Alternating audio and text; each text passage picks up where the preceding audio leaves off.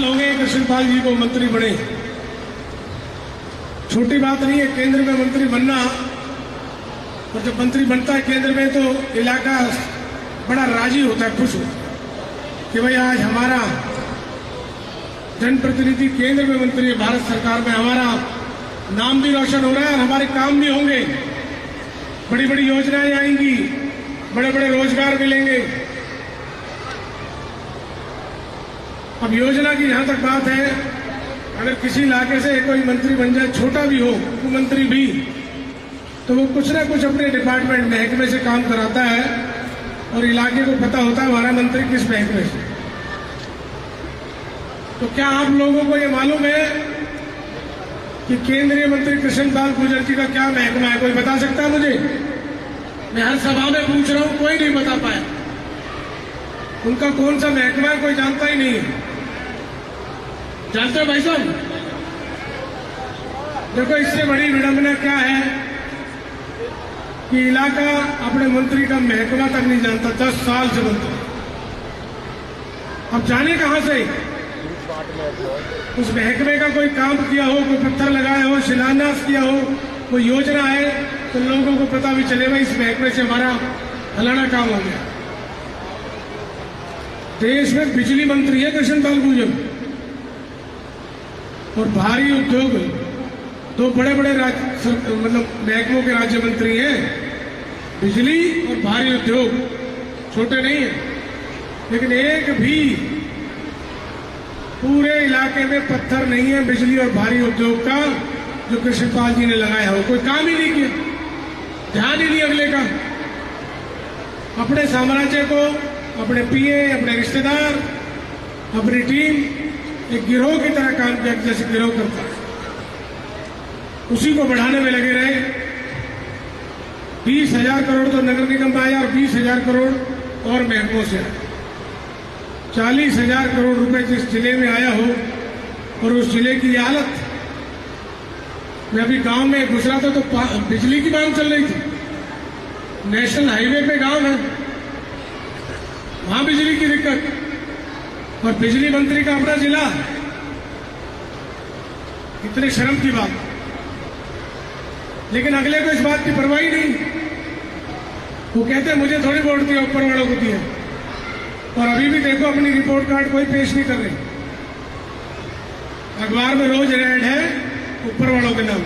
ऊपर वाला खुद मंगलसूत्र के नाम पे वोट मांग रहा, उस पर भी कोई काम नहीं। मंगलसूत्र की बात कर रहे। किसानों का कितना बड़ा शोषण उन्होंने किया, जवानों का शोषण। अग्निवीर योजना ला दी। एक फौजी घर पे होता था तो सारे घर का सीधा चौड़ा रहता था, गांव का।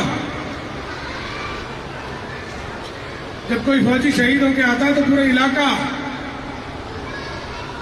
ऋणी है, उसका पूरा देश नतमस्तक हो जाता है और ताजीदगी उस शहीद के नाम से उस गांव को जाना जाता है।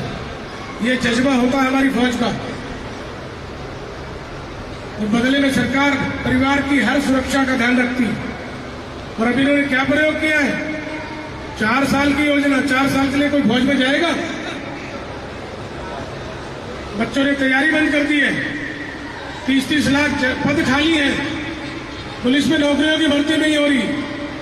पेपर दे के आते हैं बच्चे, घर वापस नहीं आते। इतने कहते हैं पेपर लीक हो गया, परीक्षा रद्द।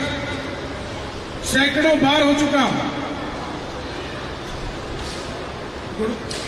पलवल बोला कि मेट्रो लाएंगे, गुड़गांव में मेट्रो लाएंगे। आई क्या? एक पिलर नहीं लगा। अगर मेट्रो आगे होती तो हमारे विकास को और नए आयाम मिल गए होते। नहीं आई। कोई अस्पताल, कोई स्कूल, कोई कॉलेज, कोई यूनिवर्सिटी, कोई खेल के मैदान, एक नहीं। एक मझावली का पुल बनाया, 10 साल से बन रहा है। 8 साल हो गए नाहर सिंह स्टेडियम को बनते हुए। कैसा मंत्री है भाई जिसके इलाके में जनता सड़क, बिजली, पानी मांगे?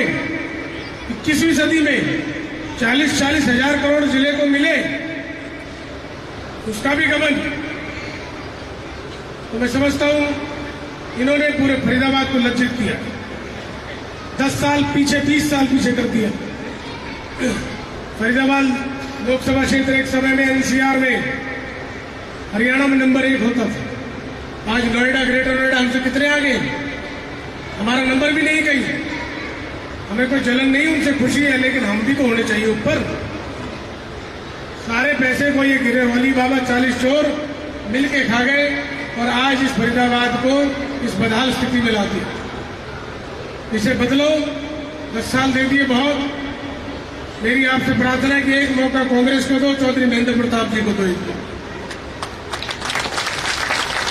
पुराना परिवार है हमारा। कांग्रेस का घोषणा पत्र है, 300 यूनिट बिजली माफ होगी, 500 रुपए में गैस सिलेंडर मिलेगा, 6000 बुजुर्गों की पेंशन है, 25 लाख तक का जो इलाज है वो मुफ्त होगा। कांग्रेस ने वायदा किया है, क्योंकि कर्नाटक में हमारी सरकार है, वहां इलाज 25 लाख तक मुफ्त है। राजस्थान में जब कांग्रेस की सरकार थी अशोक गहलोत की, तब भी मुफ्त था। तो ये योजना ला रहे हैं हम कि 25 लाख तक का इलाज मुफ्त होगा। अब आगे किसी को अपने मकान दुकान गिरवी रखने की जरूरत नहीं पड़ेगी। 80% लोग गिरवी रखते हैं जब जाके इलाज कराते हैं। और गरीब घर की महिला को 1 लाख सालाना मिलेगा। और वही स्थिति रहेगी, पढ़े लिखे जो बच्चे ग्रेजुएट हैं 1 लाख उन्हें भी मिलेगा जब तक नौकरी न मिले। ये कांग्रेस का मैनिफेस्टो है।